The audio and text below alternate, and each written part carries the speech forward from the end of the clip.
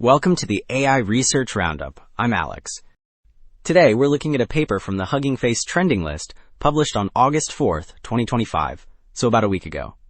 This paper tackles a major trade-off in 3D scene generation. You have methods like neural radiance fields, which are great for photorealism but are notoriously hard to edit. Then you have Gaussian Splatting, which represents scenes with explicit, editable shapes, making it fast and interactive.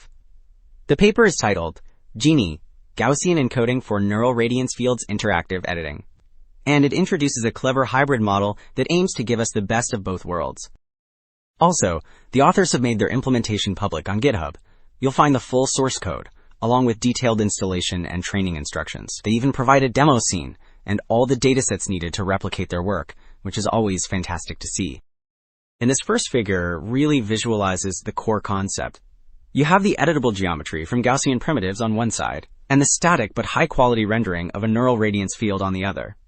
GENIE merges them. This allows for interactions, like the mesh-driven deformation at the bottom left, to be immediately reflected in the final, photorealistic rendering on the right. It's an elegant way to get both editability and high fidelity. Alright, and these next examples really drive home what that interactivity looks like. They show two different physics simulations. On the left, we have a soft body interaction. A rubber duck falls onto a pillow, and you can see the pillow deforming. Then on the right, they show a cloth simulation, with a pirate flag waving in the wind. This demonstrates how the model can be integrated with physics engines for these kinds of dynamic, zero-shot edits. Okay, so this diagram gives us a fantastic, detailed look at the model's architecture, which is really broken down into two main flows. The top half shows the training process. This is where the model learns the scene representation by selecting relevant Gaussians, pruning away unnecessary ones, and adding new ones where more detail is needed. Now the bottom half shows the inference pipeline. This is where the interactive editing comes in. The learned Gaussians can be modified, and then passed right back through the same rendering system to generate the edited output. Moving to the qualitative results, this figure provides a great side-by-side comparison on the NeRF synthetic dataset. The top row shows the edited object, and the second row is the ground truth. Basically, the perfect result we're aiming for. The rows below show how different existing methods handle the edit. And if you look at the bottom row, which shows GENIE's output, you can see it consistently produces higher quality results with fewer artifacts, getting much closer to the ground truth across a variety of scenes.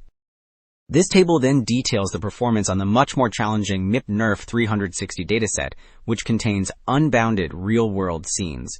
The scores shown are for peak signal-to-noise ratio, which is a standard way to measure reconstruction quality, where higher is better. While static, non-editable methods do achieve higher scores, the crucial point highlighted by the authors is that GENIE is the only model here that can handle these complex scenes while also being fully editable. This capability is a first for this kind of dataset. And this table provides the hard numbers for the NeRF synthetic dataset, backing up the qualitative results we saw. The top section compares models using peak signal-to-noise ratio, where higher scores are better. In the middle is the structural similarity index measure, another metric where higher is better. And at the bottom we have the learned perceptual image patch similarity, which mimics human perception so lower scores are better. GENIE's results here are very competitive with the top static methods, while remaining fully editable.